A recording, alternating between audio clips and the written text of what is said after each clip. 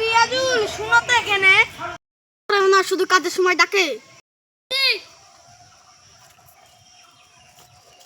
কি হলো বাবা তোমার বড় ভাইকে ডাকলে শুনো তো কাসাব বাগানো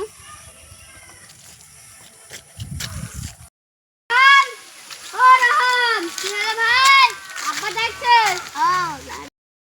চল তোমার আদরের বেটা বসো বাপ বসো বাপ আমি তো দুদিনকার মানুষ বাপ না আমি তো কবে কবে মেরেই যাবা তা না করে তোমরা দুই ভাইয়া জমি গেলেন ভাগ করে নিলি তুমি সারাগালি ভাবে না একলে আমি সব পেতে সব ভাগ করে নিলব আমি একা